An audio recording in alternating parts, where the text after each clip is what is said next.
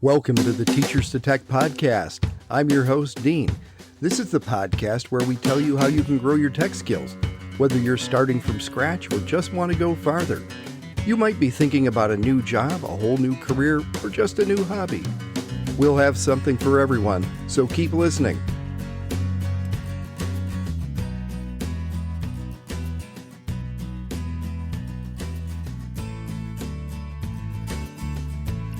Welcome to the second season of Teachers to Tech. We've got some great topics lined up for this season, but let's just reintroduce the podcast before we get started. Teachers to Tech was started especially for teachers because I've become aware of a lot of teachers who'd like to move outside of the K-12 environment for work. They might want to add a few technical skills to their resume and just need a way to get started. For that reason, many of our episodes are teaching segments, introducing basics of some kind of technology, and we offer resources for everyone who wants to learn more. Now, hopefully you realize that, that approach would work for many more people than just teachers. I do sometimes use examples that are specifically relatable, especially to teachers, but otherwise, this is a great podcast for anyone who wants to ease into using more technology and to showing it on a resume. Remember that you can always use the feedback form on the Tech Migration website to let us know what topics you would like to hear as well. Of course, that link will be in the show notes. This episode will take a very different approach to the how-to episodes of Season 1. The reason is that we're going to be talking about a collaborative approach to learning and a wide range of topics that can be covered by that approach. We also can't boil down this item to one name because there are multiple ways that we can refer to these items. And what I'm talking about is Hackerspaces, or what some people call Makerspaces because they don't like the connotations of hacking. But that means something like fixing something or changing something to suit you. It does not mean breaking into people's computers as often as people think. Makerspaces are created by people who want to share their skills and they want to mentor others. They work in what you could think of as a workshop on steroids. You'd be amazed at all the different equipment, tools, supplies you'll find in a single makerspace. These will often operate as clubs or co-ops, and there will be common property that consists of items like computers or electronics, workshops, CNC routers, 3D printers, power tools. I've even seen arc welders and auto hoists for oil changes in at least one of these. So these spaces are places where people can gather to create, they can build things, modify things, and teach each other. And a lot of times the learning is project-based or it's offered in a structured class. One of the makerspaces near me resuscitated a discarded drink vending machine for their own use, including repairing the refrigeration system and the embedded device that controls the movement. Another one in my area offers minor repairs on small appliances, on power tools, furniture, toys, and other things like that, just as a public service. There's a certain night of the week you can walk in and ask for them to attempt a repair for you. Now, when you hear all this, you're thinking, well, I don't have these skills, so how am I going to be able to participate in that? But that wouldn't be in the spirit of the spaces. By design, these are learning communities, and those of all skill levels are welcome to come as guests or to join as members. Before you join a makerspace, you'll want to check it out. The space you want to learn about may very well have open hours or visitor hours posted on their website. Be sure to contact them before you visit to make sure that nothing has changed. You can expect to be guided through the space on a tour and get introduced to whatever members are present. This is the time to find out about membership privileges and responsibilities. A lot of these spaces operate as cooperatives, so don't be surprised if you're expected to participate in maintaining the facility. One location actually posts that members take turns cleaning the toilet. During your visit, you may very well want to meet the members with similar interests to yours. Your host will show off current projects or capabilities they're especially proud of. For instance, if they have just purchased a new 3D printer, they may show it off and have a few sample designs on display. If 3D printing happens to be your area of interest, you might ask whether your membership dues would cover the cost of filament or whether help is available with designs for your first project. And of course, this would apply to any type of project that would involve consumable supplies, where you might be expected to at least bear part of the cost of those supplies. Now, if you know that you want to learn but you aren't sure where to start, you could look into classes at your local makerspace. If they don't have one in your area of interest, you might be able to meet with a member individually to get a look at one of their projects. You might even be able to cut your teeth helping with something the organization is involved with. A couple of subjects you might want to start with would be basic electrical and electronic skills such as soldering, using a multimeter, understanding the basics of circuits, or you might want to start with computer skills such as basic programming or computer building. I know that you can learn just about anything from YouTube, and that's fine as far as it goes, but there's no substitute for having someone beside you mentoring you and watching your progress.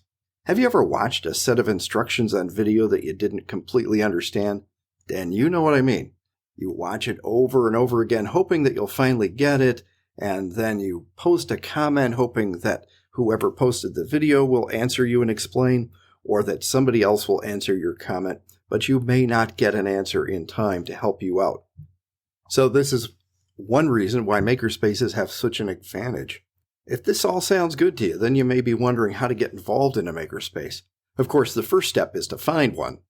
My research turned up about 110 listed in the United States and plenty located around the world. If you want to search for one near you, the easiest way to do it is to visit wiki.hackerspaces.org. And I'm going to put a link in the show notes, of course, so you'll be able to use that to get right to there. The wiki contains a directory that includes information like website URLs and other contact information for various spaces that you'll see listed there. And once you find a space you want to visit, you can probably follow the information on their website to get started. They will generally post the open hours and their visitor hours.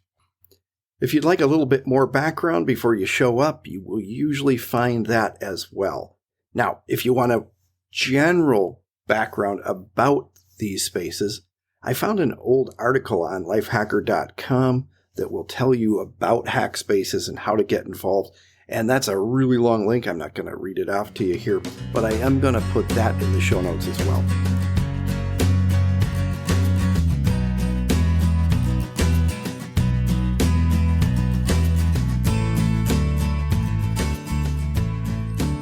Now, to cap off this episode, because we have enough time, I'm going to get into some related topics, either organizations or movements that you can get involved with that'll take you farther into the maker-type mindset, give you more opportunities for learning, and help you kind of get involved in promoting these things in your community. One of the reasons, of course, we want to do this is to build up our own learning and maybe to become a thought leader in our area, but also because it's kind of important that we keep up competencies like manufacturing and hands-on work in our own areas and in our own country. And so you can be a part of that movement. When we come back, we'll get into those items. First topic I want to bring to you is Nation of Makers. Now, Nation of Makers is a nonprofit organization. It's dedicated to supporting and connecting the maker movement in the U.S. Makers can be individuals, they're working in local communities sometimes, and they're creating, they're innovating, they're tinkering. They may take existing items that are commercial and hack them so that they work differently or they have improvements. But various projects and technologies all fall under this umbrella. Well, Nation of Makers provides resources for these people, advocacy for them, and a platform where they can work together. They can share knowledge, they can promote DIY movements, and making culture. The organization kind of tries to foster that creativity and give a place for education and promote it. It does also include entrepreneurship within its purview. So that means that those people who say, hey, I either want to be working as a consultant or I want to create something for sale can also feel supported. Of course, I will have a link in the show notes so that you can find Nation of Makers. Next up is a series of events called Maker Fairs. That's spelled F-A-R-E.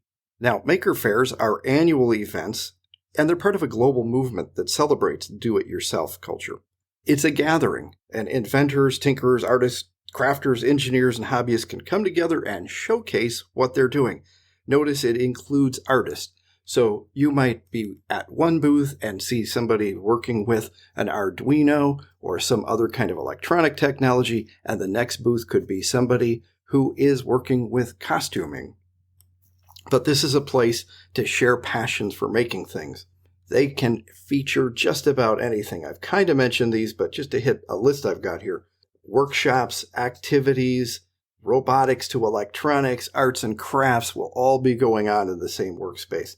These events are going to be about hands-on learning, and they will spotlight creativity and innovation in ways that are going to inspire you. These are held at various locations around the world, and they are a great place to connect with others or just to take away some ideas. They're sponsored by an organization I'll tell you about a little bit, but I want to tell you that, of course, I will have a link in the show notes that will allow you to figure out where the maker fairs are in your area, or if there isn't one, how to get one started.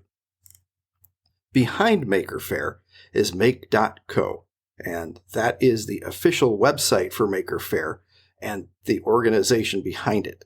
And that's all about, as I said, celebrating and showcasing creativity, innovation, and the do-it-yourself spirit. Maker Faire events happen regularly, but in different locations, so you kind of have to watch for one to come to your area. When you get to the website for the organization, you'll find that there are all kinds of resources out there, some that require a higher level of membership, some that are free. But there are things such as projects out there you can look at. There is community where you can interact with people. And of course, you can keep track of where all the maker fairs are that are going on. But there's a lot out there. Oh, didn't mention, there's even shopping out there. So if you haven't gotten started yet with your own little electronics lab, you'll find some great stuff out there that you can work with, hands-on, simplistic, so that you can learn in a very structured way, bit by bit. Of course, check the show notes for the URL for that site.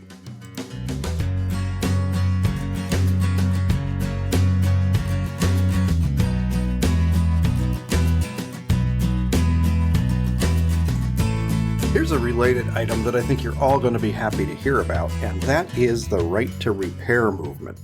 Now, the right to repair movement is based on the fact that we know there's such a thing as planned obsolescence, right?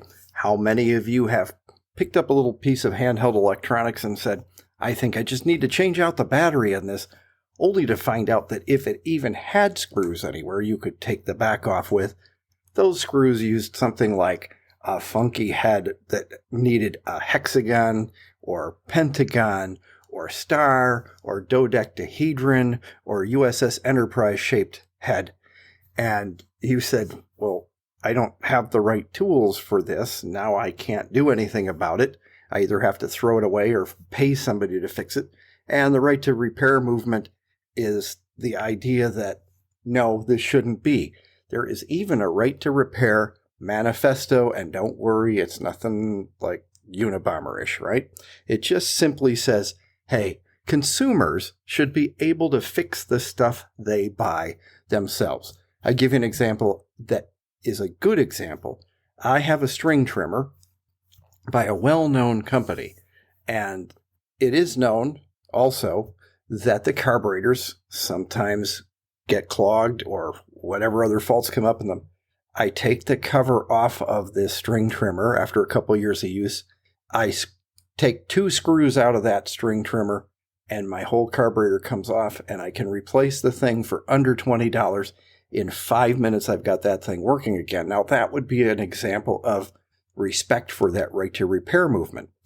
This is a general movement, and it is kind of an attitude of consumers pushing back and say, I don't want to have to buy a whole new this every time this breaks. I don't want to send this out to a dump somewhere as e-waste. But partly behind it is a website, ifixit.com. Now, ifixit.com is kind of cool because one of the things they started doing was creating a forum where anybody could go out and say, hey, I have the JoJo Jones brand string trimmer, and here are the symptoms I'm having when it doesn't start. Can anybody tell me how to fix this? And guess what? Anybody can come back and answer the question. I've done it a couple times myself. I found a couple of answers out there myself. Well, from this grew the idea that as the founders were looking around to say, how can we repair more stuff that we've got here, consumer electronics, they kept having to buy new tools and more new tools to deal with all the different configurations. And so they have created their own high-quality set of toolkits. And there are 3 assortments. I bought the fanciest one because, of course, this is stuff I work with all the time. And it was probably about $75, I think. All kinds of bits. A couple of different drives to run those bits. A convenient tray for working with parts in. The whole 9 yards. So you might want to visit ifixit.com, even if you don't want to buy the toolkits that they have out there. There are plenty of questions and answers you can learn from, and you can talk about that right to repair movement out there as well. And then related to this, but this is a commercial enterprise, I just want you to know that it's out there. This is a company called RepairClinic.com. Now, RepairClinic.com is basically a giant warehouse full of parts. And I'm fortunate in my part of the country, I actually live just a couple of miles from their warehouse. So I could go online and say, hey, my dishwasher is out and I think I need a new control board for this to put in the door. And within a couple hours, they would have the proper part pulled for me. And I could go into the front of the warehouse where there was just a little storefront type counter. Somebody would meet me there with the part I had ordered.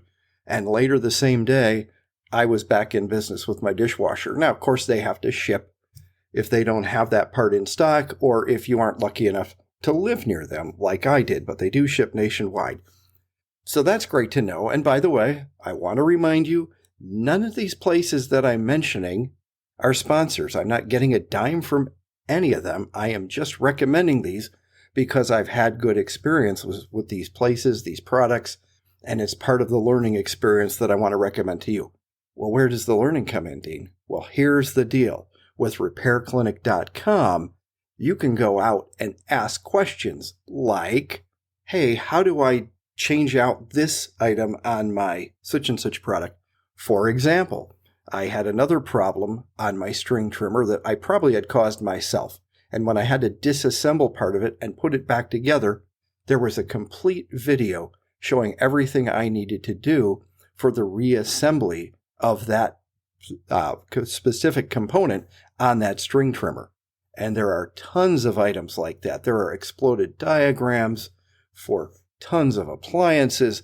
And so it's a place where you can really dig deep if you need to find exactly what you need and see how things work, see how they come apart, see how they go back together. And that's RepairClinic.com. Again, none of these people or products that I mentioned are sponsors. It's a very small podcast. None of them even know I exist, honestly, right? This podcast is for your benefit so that you can learn, you can look out for yourself, you can promote your skills, and you can promote your career. One last thing I want to say before signing off. I just want to assure you that if you decide you want to learn some of these technologies we're talking about, you can. I've met people who said, well, I'm not really very handy. And that may be true. I sometimes fumble things, drop things, and think, well, I'm not the most coordinated person.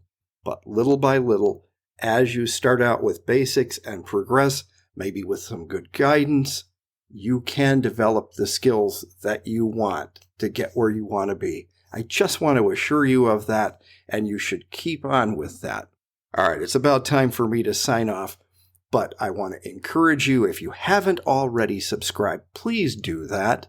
If you know somebody that is interested in learning more about the technologies we're talking about, please don't forget us and recommend the podcast.